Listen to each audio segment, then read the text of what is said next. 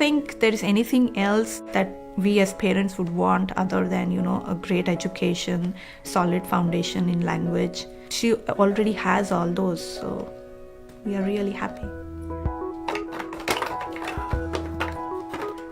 My name is Harshada, and I was born and brought up in India, and a few years ago we moved to America, and this is where my daughter Devika was born. I have other siblings, a younger brother, sister, and I have a huge family. My in-laws also is a big family. 4 of us live here, me, my husband, my younger son, Shiv and Devika.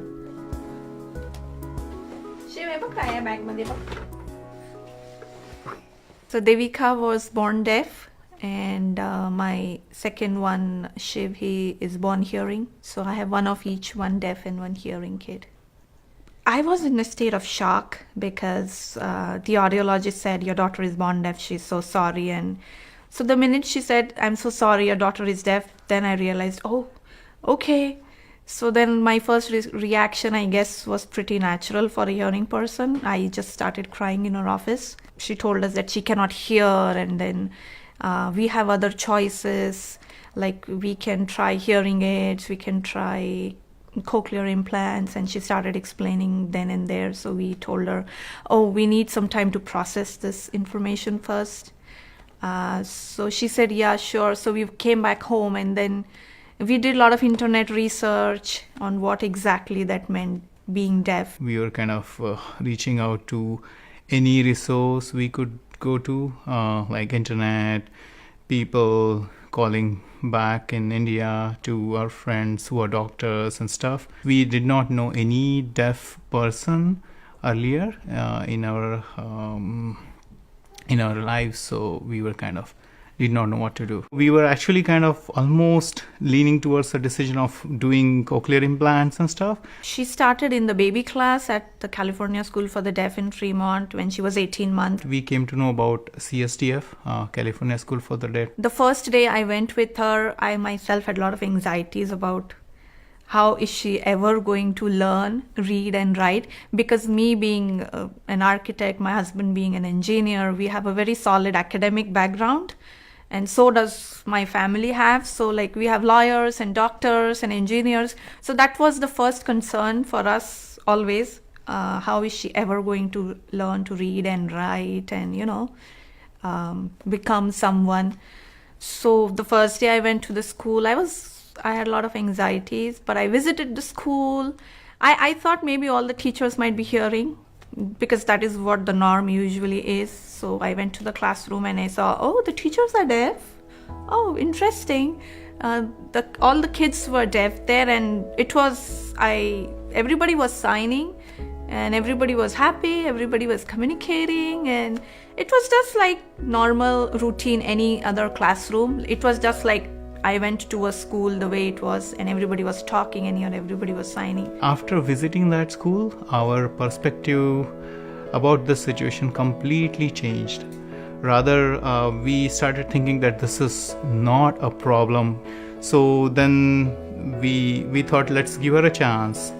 And she actually really was so happy after going to that school, and everything literally just changed, and it's kind of This is the best place for her because she has all the deaf role models around her.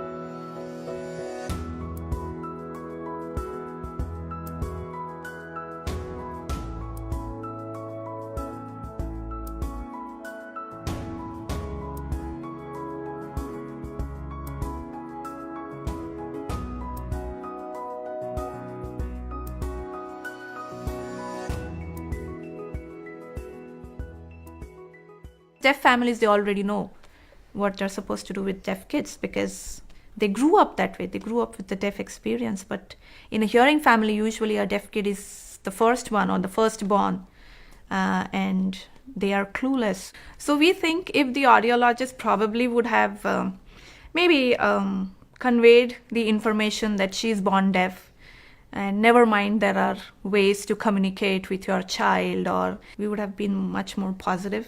Because I guess the way she said, the minute she said, I'm sorry, and she herself was pretty emotional about it. She herself was in tears while communicating the information. So I guess it just hit us. Like, I'm an architect, and I know I always had this solid academic background.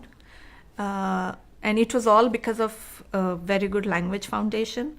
So she has that. She has American Sign Language. And so because of the foundation, and a deaf kid is very visual, so she instantly connects. So no matter how complex things or complicated things we explain to her, she easily figures it out because it's a natural language for her. So if she has ASL with her, so she can become whatever she wants. I want people to basically accept their deaf kids and try to bank on their strengths instead of their weakness. Being able to talk and hear and being able to sign is actually the same thing.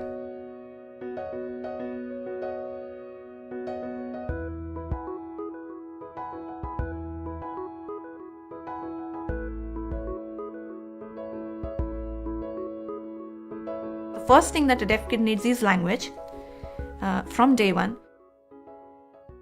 For Shiv, it is actually his ASL is his mother tongue, and we liked it that way. Couldn't have been better because that way Devika would have always have somebody from family who actually signs with her and kind of have a connection with her. So it's beautiful. Whenever he thinks he has to convey something, like he's hungry, he wants water, or some meaningful conversation, he thinks that it has to be done in sign language.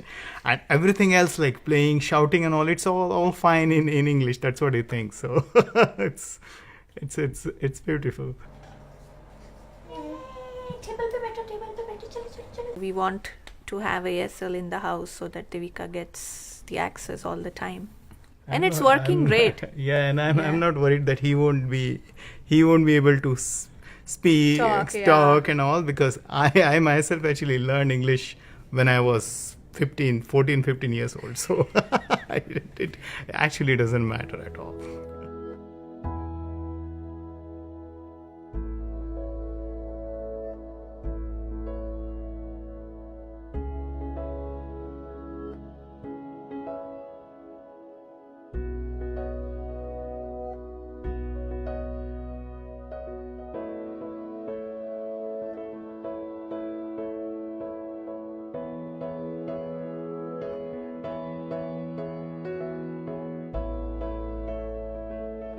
Why would somebody basically waste 15-16 years of their life to just teach them speak few words, and then they would actually start their actual education? It's kind of complete waste of money and whatever, right? If my child gets ASL as the foundation, only then is she going to pick up English, read and write in English, because right now we already notice that Devika is really good in her writing and reading.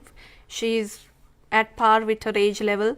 So in all her assessments, she's always at grade level because her ASL skills are up to the mark for her age. So that's all connected. The stronger American Sign Language you give your child, the stronger the English and reading, writing skills will be, because that's all we want. Like, as parents, the first thought that crosses our mind is, okay, my child is deaf.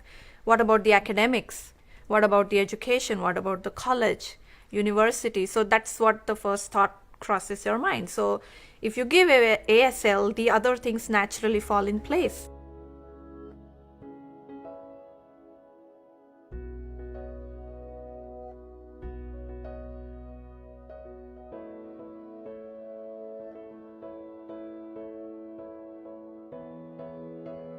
She makes a lot of pretty things and objects with clay, so that's one of her favorite art and hobby she has.